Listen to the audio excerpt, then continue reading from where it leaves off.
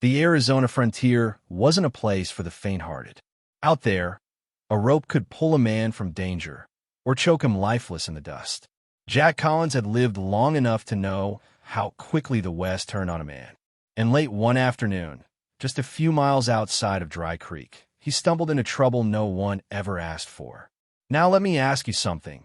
If you were riding that trail and saw what he saw, would you stop, or would you look the other way and keep on riding? Jack reined in his horse as the sun dipped low, the horizon burning orange. The stillness was wrong. Not peaceful, more like the hush before a rattler strikes. Folks who survived in these parts learned quick that silence could mean danger breathing down your neck. That's when he spotted it. A busted wagon leaning in the dirt. One will snap clean off. Most riders would have passed by. Jack didn't. He swung down, boots crunching against the gravel, eyes sharp and steady. What he found wasn't cargo. It was flesh and blood. A young woman lay across the wagon bed, wrist bound with coarse rope, bruises painting her skin like storm clouds. Her dress was torn and filthy, streaked with blood. For a moment, Jack thought she was gone. The desert swallows lies without a whisper. But then her eyelids fluttered. A faint breath. And with a voice cracked and broken, she whispered 3 words that cut deeper than any knife. "Help me, please." Jack froze, hand brushing the hilt of his belt knife, heart pounding like thunder. For a second, she looked like something from the grave. But ghosts don't bleed. Ghosts don't beg. Right there, under the burning sky, Jack Collins knew his life had just shifted. He could walk away like so many men before him. Or he could lift Emily Monroe into his arms and march into a storm he couldn't yet see. In the West, trouble never needed an invitation. It always came knocking. He eased her upright, slicing through the ropes. The fibers had bitten deep into her wrists, leaving angry grooves. Jack gave her water, steadying her trembling hand as she drank. She barely managed to speak. "My name, Emily Monroe." Jack stiffened. He knew that name. Her father, Richard Monroe, owned more land and cattle than most men could dream of, and rumor was there was silver in those hills. That name wasn't just a name. It was a target. Emily's voice quivered as she told him what happened. 3 riders had taken her, men who reeked of greed. They'd sent word to her father, demanding a ransom so high it could buy half the county. But Richard Monroe refused. He knew killers couldn't be trusted with gold. Pay them, and they'd still spill her blood. When no gold came, the men turned cruel. They dragged her through the desert, planning to sell her to someone who wanted both her and the land she'd inherit. When riders closed in, they tossed her aside like dead weight and fled. They figured the desert would finish her off, but hadn't. Jack studied her, battered, weak, yet somehow unbroken. He'd buried friends who'd given up with fewer wounds. But this woman clung to life on nothing but raw will. The sun sank fast, shadows stretching long across the ground. Jack felt the weight of the decision pressing in. Helping her meant stepping into a fight that could burn his world down. And here's where you need to listen close. This wasn't just about a broken wagon or a beaten girl. This was the spark of something bigger. And Jack Collins was standing dead in the middle of it. He lifted Emily onto his horse and rode slow toward his ranch, one arm holding her steady. Every bump drew a faint cry, but she didn't let go. By the time they reached his place, night had swallowed the plains. Jack carried her inside, set her on a cot, and tended what wounds he could. Lantern light flickered against the wooden walls, the air thick with quiet. But quiet never stayed long in the West. And Jack was about to find out why. Jack didn't sleep much that night. He sat in the dim light, elbows resting on his knees, rifle across his lap. The lantern hissed soft, casting long shadows that swayed with every draft through the old boards. Emily lay on the cot, her breath shallow, her hands trembling even in sleep. Sometimes she murmured, words too faint to make out, like she was still fighting in her dreams. Jack wished he could chase those nightmares off with lead, same as any outlaw. But you can't shoot ghosts. When the first light of dawn slipped through the window, the sound of hooves cut through the silence. Slow, deliberate, like a warning knocking at his door. Jack stepped onto the porch, rifle gripped tight. A lone rider came up the path, lean face hard as sun-baked leather, a scar running down his jaw like a road map to hell. Jack knew that look. This wasn't a man passing through. This was trouble coming to collect. The rider reined up, spitting dust from his teeth. "You got something that don't belong to you," he called out, voice flat as iron. Jack didn't answer. He just shifted his grip, thumb brushing the hammer. Silence stretched between them like a rope pulled too tight. The man swung down from his saddle, boots crunching on the dirt, hand drifting to the knife on his belt. He wasn't here to talk. He was here to take. "You best hand her over," the rider growled, stepping closer. Jack felt his jaw tighten. "You're not taking her anywhere." The fight came fast. No warning, no time to think. Fists slammed, boots kicked up dirt. The man slashed with his knife, catching Jack's sleeve, but Jack caught his wrist, twisting hard until bone cracked loud in the morning air. The outlaw's face twisted with pain, but he kept swinging. Jack drove a fist into his gut, then another across his jaw, sending him stumbling into the dust. From inside, Emily heard the struggle, her heart pounding. She tried to push herself up, voice raw. "Jack, I'm fine," he shouted, never taking his eyes off the man. The outlaw lunged again, but Jack slammed him against a porch post, rattling the old wood. For a long moment, they just glared at each other, sweat and dust running into their eyes. Finally, the man staggered back, spitting blood into the dirt. "This ain't over," he rasped, climbing onto his horse with one arm hanging limp. "You don't know who you're crossing." Jack watched him ride off, chest heaving, heart hammering. He knew the man would come back, and not alone. Trouble had a way of multiplying in these parts. Inside, Emily was sitting up, tears streaking her dust-stained cheeks. Jack knelt beside her, brushing hair from her face with rough fingers. "You okay?" he asked softly. She nodded, but her eyes said otherwise. "They'll kill you for helping me." Jack gave a tired smile. Let Em try. But he knew better. 3 hungry wolves against one man wasn't a fair fight, no matter how steady his hands were. The ranch wouldn't hold against what was coming. If Emily stayed here, they'd both end up bleeding in the dust. By midday, Jack made his choice. He saddled his horse, helped Emily mount, and rode east toward Dry Creek, where law still had a little weight. The land rolled wide in gold under the hot sun, wind sweeping over the grass like a whisper. Emily clung to him, her head against his shoulder, every bump in the trail drawing a soft wince. "I'm sorry," she whispered. "For what?" Jack asked. "For all of it. If you kept riding, you'd be safe now." Jack shook his head. "Safe's just another word out here. Means nothing when men like them are riding free." When they reached Dry Creek, Jack rode straight to the sheriff's office. Tom Harris, an old war friend, was there, broader now, hair grayer, but eyes just as sharp. The sheriff took one look at Emily and swore under his breath. "Lord Almighty, Jack, what happened to her?" Jack told him straight. No dressing it up, no leaving pieces out. 3 men, a ransom demand, a broken wagon, and a girl left for dead. Tom's jaw clenched tighter with every word. "They won't get away with this," Tom growled, slamming a hand against the desk. He barked orders for his deputies, sent Emily to the doctor, and swore to Jack that Dry Creek would stand ready when the riders came calling. For the first time since finding her, Jack felt the weight ease just a little. Emily was safe, at least for now, but the West didn't hand out safety for free, and Jack Collins knew the real fight hadn't even started yet. Jack stayed close to the doctor's office while Emily rested, pacing the boardwalk with his hat pulled low.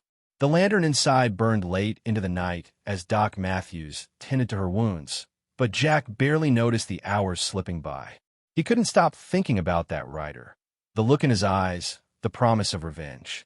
In the West, a man didn't make threats he didn't plan to keep.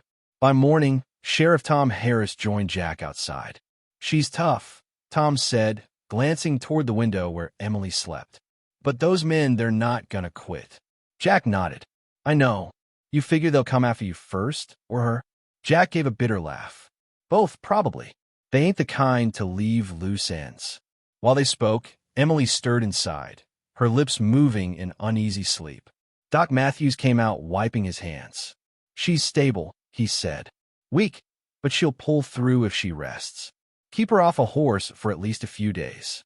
Jack nodded, but his gut twisted. A few days might be too long. Trouble could be riding right now. Back at Jack's ranch, the sun climbed high over empty land. 3 riders appeared on the horizon, dust trailing behind them like smoke from a fuse. They reined up when they saw the house quiet, the barn doors swinging in the wind. The scarred rider, same one Jack had beaten, spat into the dirt. He took her, he snarled. Fool thinks he can keep her safe. They searched the place, kicking over chairs, smashing lanterns. Finding no trace of Emily, rage boiled through them. The barn went up first, flames leaping skyward. Then they set the house alight, dry boards snapping like kindling. Smoke rolled over the hills while Jack, miles away in Dry Creek, didn't even know his life's work was turning to ash. Emily woke to the sound of boots outside the office door. Jack stepped in quick, rifle in hand. "It's just Tom," he said softly, but his eyes stayed sharp. "Jack," Emily whispered, voice weak. "I don't want anyone else hurt because of me." He crouched beside her bed, voice steady but low. "This ain't your fault. Men like that don't need reasons. They make their own." That night, the riders slipped into Dry Creek under cover of darkness, tying their horses behind the saloon. Whiskey loosened a few tongues, and by midnight they knew exactly where to look. Emily Monroe was alive, and she was here. Jack felt it before he heard it, the weight of eyes in the dark, the prickle at the back of his neck. He stepped outside the sheriff's office, rifle ready. Down the street, shadows moved where no shadows should have been. Tom Harris came out beside him, shotgun in hand, deputies spreading out along the boardwalk. "You sure you're ready for this?" Tom asked. Jack cracked a dry smile. "Don't reckon I got a choice." The first shot split the night, sharp as lightning. Dry Creek exploded into chaos, rifles cracking, glass shattering, boots thundering on the boards. Jack fired steady from the office steps, every shot measured, his jaw tight as stone.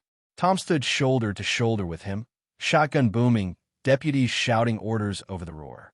The three riders fought like cornered wolves, bullets sparking off the storefronts. The scarred rider barked orders, revolver spitting flame as he drove his men forward. One outlaw charged with a knife, sprinting straight for Jack. They collided in the dust, fists flying, knife flashing in the moonlight. Jack caught his wrist, twisting until the blade clattered to the ground, then drove him hard into the dirt. Another tried to flank them from the saloon side, but Tom leveled his shotgun and dropped him cold. That left the scarred rider, hate blazing in his eyes. "She should have died out there," he roared, firing wild. Jack took aim, but before he could squeeze the trigger, Tom's deputies closed in, surrounding the man until the fight drained from his shoulders. Shackles snapped around his wrists, his fury spilling into the night air. Emily stepped out of the doctor's office, pale but standing, her gaze fixed on Jack. She saw not just the man who'd saved her life, but the man who refused to step aside when darkness came calling. For a long moment, no words passed between them. They didn't need any. The night after the gunfight, Dry Creek felt different. The streets were quiet again, but it wasn't the kind of peace anyone trusted. The smell of gunpowder still hung in the air. Jack sat on the steps outside the sheriff's office with his hat off, sweat and dust caked on his face. His hands still shook from the fight, though he'd never admit it. Inside, Emily rested on a cot in the back room. The doctor had stitched a gash on her shoulder, cleaned the bruises on her wrists. But wounds like hers weren't just skin deep. Jack saw it every time she startled at a door creak or whispered, "Don't let them take me," in her sleep. He wanted to tell her she was safe, but out here in the West, those words didn't mean much. Sheriff Tom Harris stepped out with 2 mugs of coffee and handed one to Jack. "You all right?" Tom asked. Jack gave a tired laugh. "Define all right." Tom sipped his coffee, studying him. "You're thinking about riding out." "Not thinking," Jack said flatly. "Decided. Those men ain't done. I can't sit here waiting for them to come knocking again. And I sure as hell can't let them find her." "You can't take them all alone," Tom warned. Jack looked down into his coffee. "I won't have to. They'll come to me." That morning, word spread fast. Folks in Dry Creek talked about the gunfight like they'd been standing there themselves. By noon, a polished carriage rolled into town. Richard Monroe stepped out, Emily's father. The man wore a fine coat, boots without dust, and a look that said he was used to giving orders, not taking them. Emily woke when he entered. "Daddy," she whispered, voice trembling. Richard rushed to her side, holding her hand tight. "Emily, thank God you're alive." His eyes burned with tears he didn't bother to hide. "I'm so sorry. I should have." She shook her head weakly. "No, Daddy. You were right not to pay them. They'd have killed me anyway." Jack stood back near the door, arms crossed, watching. He wasn't much for family reunions, not when danger still hovered like a storm cloud. Richard finally noticed him and walked over, offering a hand. "You're Jack Collins? The man who found my daughter?" Jack nodded. "Just happened to be on the right trail." Richard gripped his hand firmly. "You save her life. I'll make it worth your while." Jack pulled his hand back, shaking his head. "Don't need your money." Richard frowned. "Every man needs money." "Not me," Jack said. "What I need is those men off the trail for good." Richard's jaw tightened. "I can hire men. Good men. I'll see this finished." Jack glanced toward Emily. "They're not after you, Mr. Monroe. They're after her. And now they're after me too. Money won't fix that." Richard didn't answer. Maybe he knew Jack was right. Maybe he just didn't like hearing it. That evening, word came from a rancher outside town. 3 riders had been seen heading west, burning everything in their path. Jack knew it had to be the same men.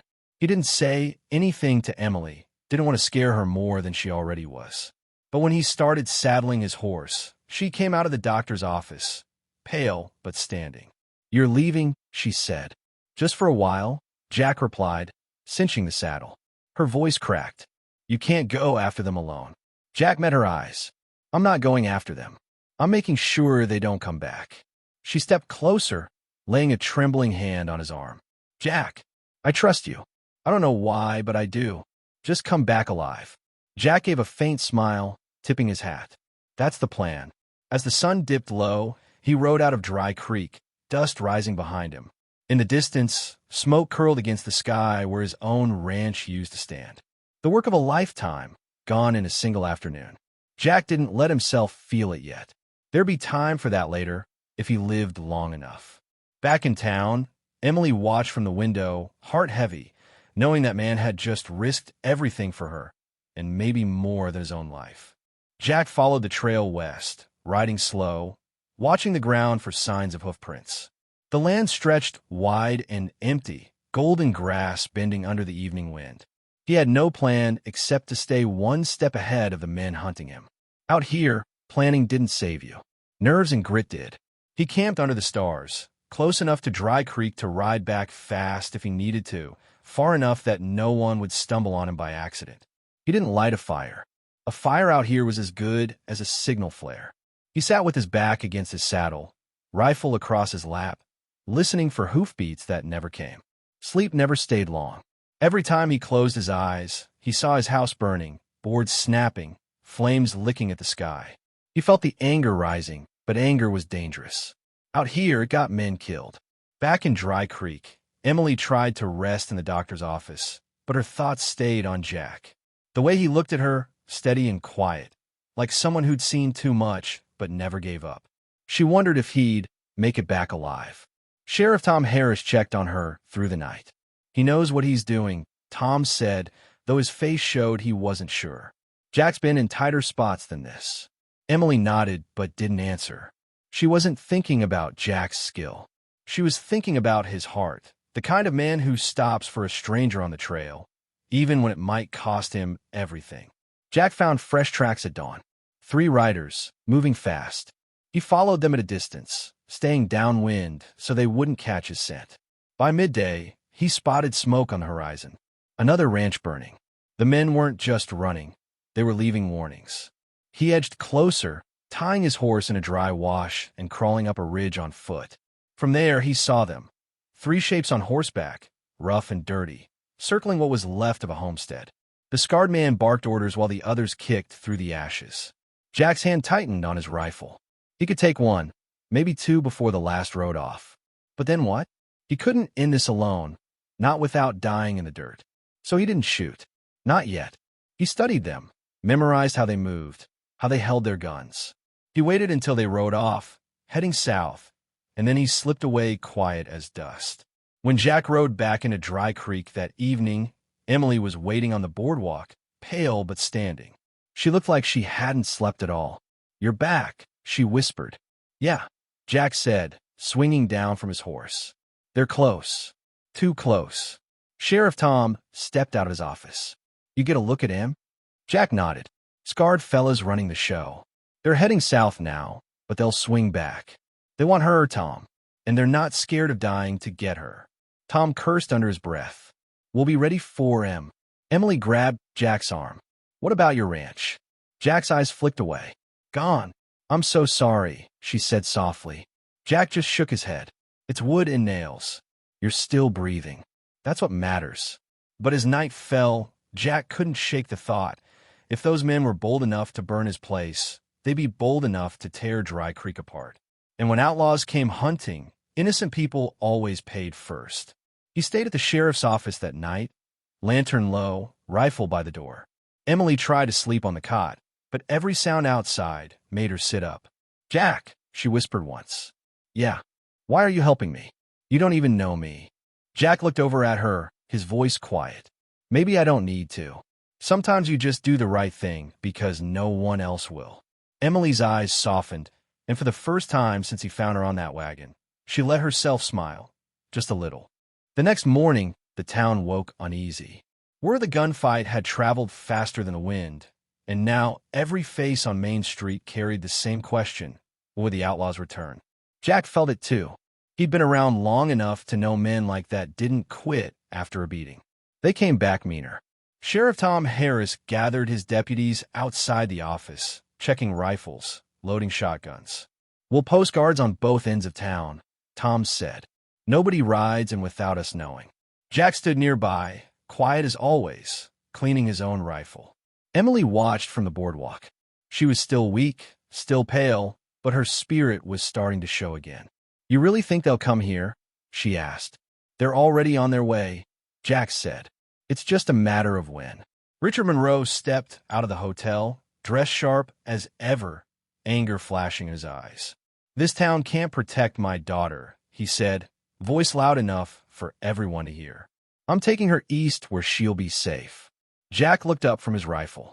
You take her on the road. They'll catch you before you hit the county line. Richard glared at him. I have money. I can hire men. Jack shook his head. Money won't stop bullets. Emily stepped forward, her voice soft but firm. Daddy, I'm staying. If I keep running, people will keep dying. I won't hide anymore. Richard stared at her, surprised, maybe even proud, but he didn't say it. Instead, he muttered something about stubbornness and went back inside. As the sun fell behind the hills, the town grew quiet, the kind of quiet that presses on your chest. Jack felt it in his bones. Trouble was close. He stayed on the porch of the sheriff's office with his rifle ready, eyes scanning the street. Tom paced beside him, shotgun resting easy on his shoulder. You ever think about walking away from all this? Tom asked. Jack gave a small laugh. Every day, but it never works. Trouble always finds you first. Night came heavy, lanterns glowing in windows along the street. Emily sat just inside the office, watching Jack through the doorway. She wanted to tell him to be careful, but the words felt too small for what was coming. Close to midnight, hoofbeats echoed through the still air. Slow, measured. Jack and Tom both stepped out into the street. 3 riders melted out of the darkness at the far end of town. The same men, their faces hard, eyes cold as stone. The scar man called out, voice like gravel. Give us the girl, and maybe we'll let the rest of you live. Tom's jaw tightened. This is my town. You're not taking a damn thing. Jack leveled his rifle. You want her, you'll have to go through me. The man grinned, ugly and mean. Gladly. The first shot cracked the silence, and then Dry Creek exploded. Gunfire roared down Main Street, glass shattering, wood splintering. Jack fired steady, every round hitting its mark. Tom stood shoulder to shoulder with him, shouting orders to his deputies as bullets tore through the night. One outlaw charged with a pistol, dodging between barrels, but Jack cut him down with a clean shot. Another tried to slip behind the livery, but a deputy caught him in the open. The scarred rider kept firing, his hate burning hotter than fear. Inside, Emily crouched low, hands pressed to her ears as the windows rattled. She wanted to run out there, to see if Jack was still standing, but her legs wouldn't move. The fight was fast and brutal. Jack took a round through his coat sleeve, but kept firing, pushing forward step by step. Finally, the scarred man found himself surrounded. Tom on one side, Jack on the other, deputies closing in. He dropped his gun, breathing hard, rage still flashing in his eyes. "You should have let her die," he spat. Jack didn't answer. He just yanked the man's arms behind him and snapped iron cuffs around his wrists. For the first time all night, the street went still. Tom exhaled, lowering his shotgun. "It's over," he said. Jack glanced toward the office window where Emily stood watching.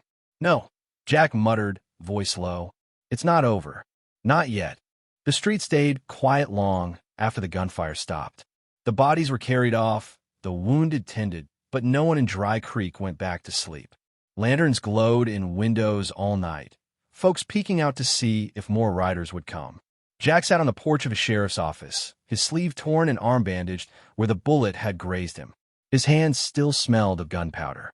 Emily came out, pale but steady on her feet, a blanket draped over her shoulders. She sat beside him without a word. For a moment they just listened to the night. The crickets, the far-off coyote howl, the wind running down the street like a ghost. "You're hurt," she whispered. Jack glanced at the bandage. "Nothing worth talking about. You could have been killed." He gave a tired smile. "Could have been killed 100 times before. Seems I'm hard to get rid of." Emily looked at him, her eyes shining in the lantern light. "Why do you keep doing this?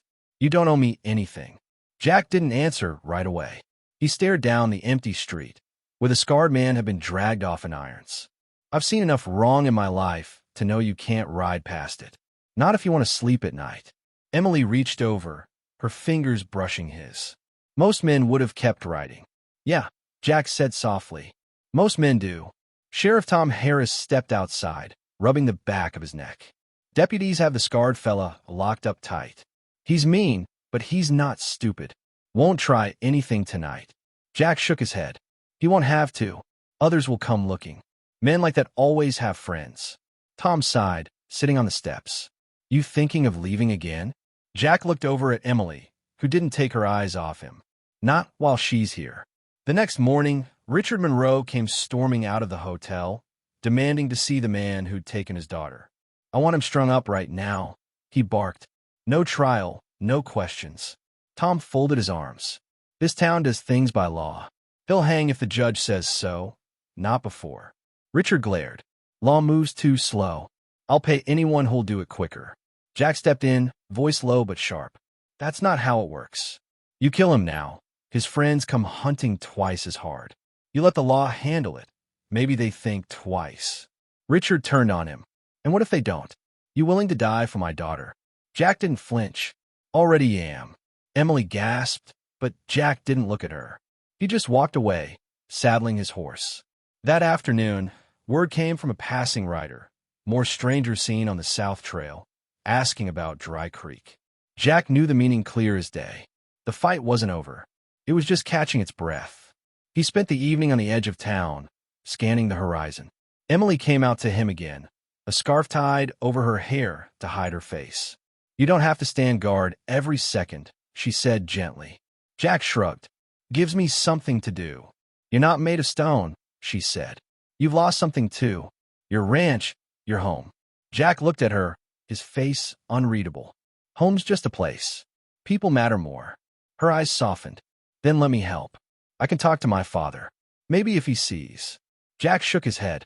"Your father's thinking with his pride.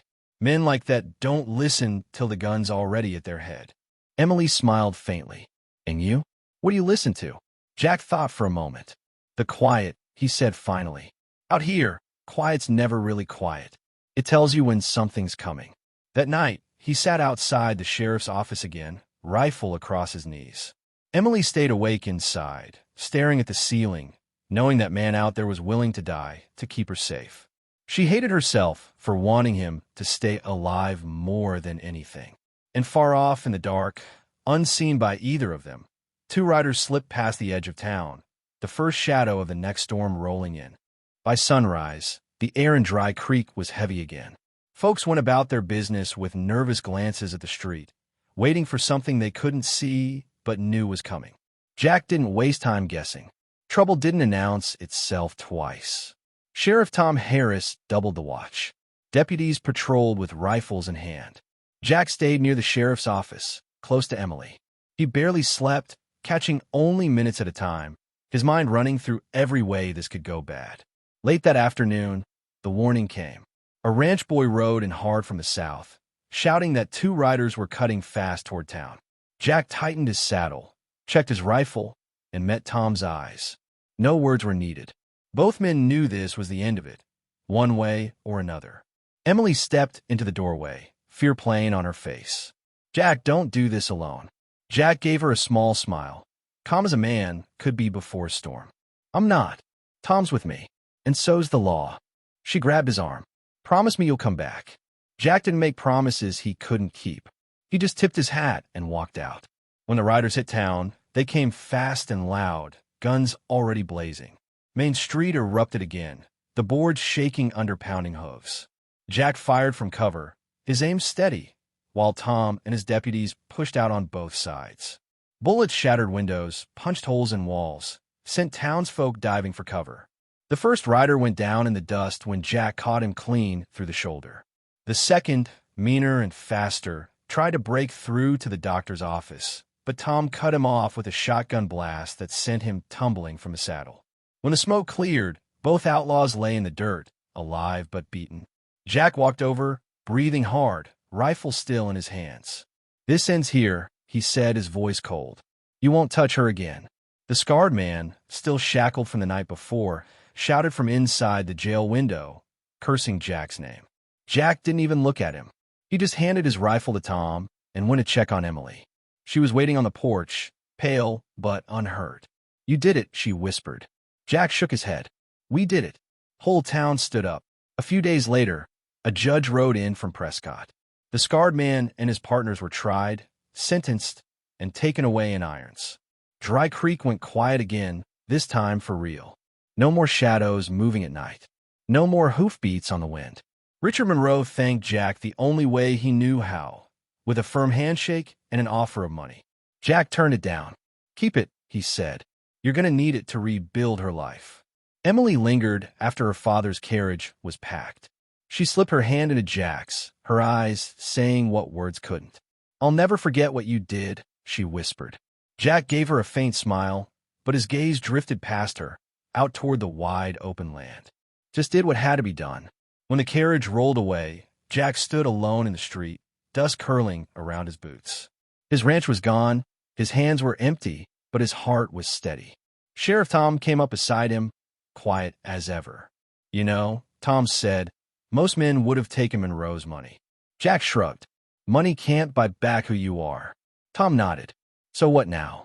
Jack looked west, where the sky burned gold over the hills. "Start over. Like always. And here's the lesson the West never lets a man forget. Doing what's right doesn't always pay you back in gold. Sometimes it costs you everything you built. But it's the only way to look yourself in the eye when the dust settles." Jack Collins swung into his saddle, tipped his hat to Tom, and rode out under the setting sun. Not rich, not safe, but unbroken. Because out here, a man's worth wasn't counted in land or cattle. It was counted in the courage to stop when others kept riding.